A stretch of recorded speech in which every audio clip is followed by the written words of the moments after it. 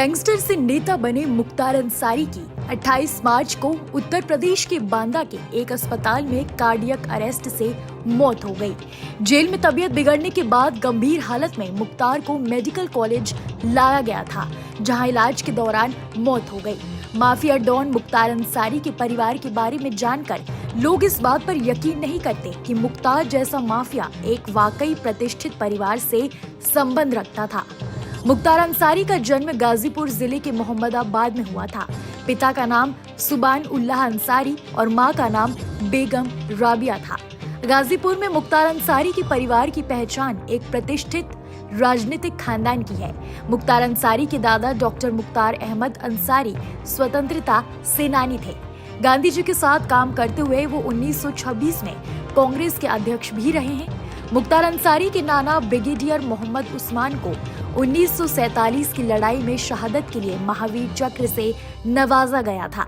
आपको बता दें, मुख्तार के पिता गाजीपुर में अपनी साफ सुथरी छवि के साथ राजनीति में सक्रिय थे।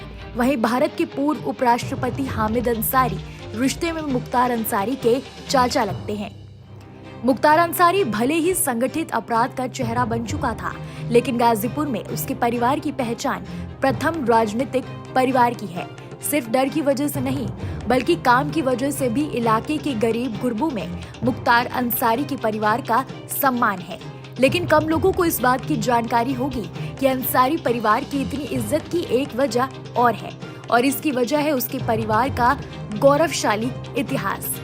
मुख्तार अंसारी के दादा डॉक्टर मुख्तार अहमद अंसारी स्वतंत्रता सेनानी थे, जिन्होंने 47 की जंग में न सिर्फ भारतीय सेना की तरफ से नवशेरा की लड़ाई लड़ी, बल्कि हिंदुस्तान को जीत भी दिलाई।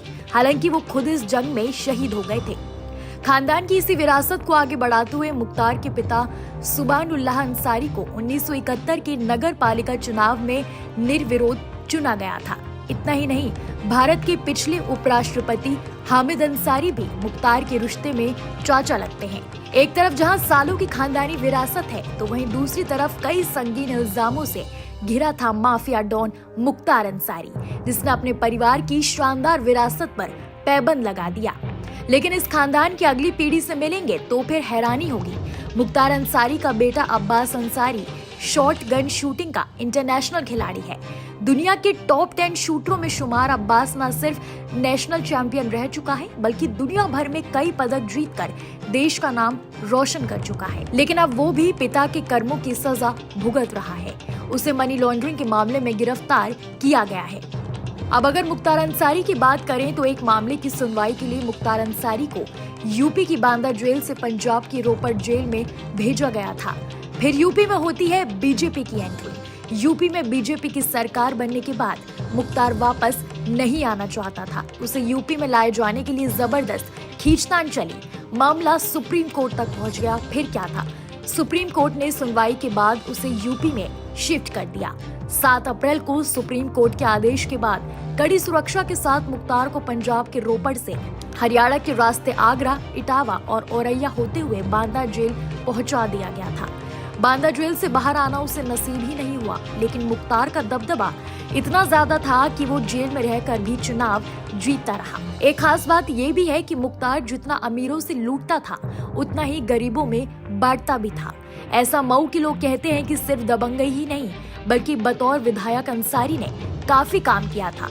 मुख्तार अंसारी 24 साल तक लगातार यूपी की विधानसभा पहुंचता रहा।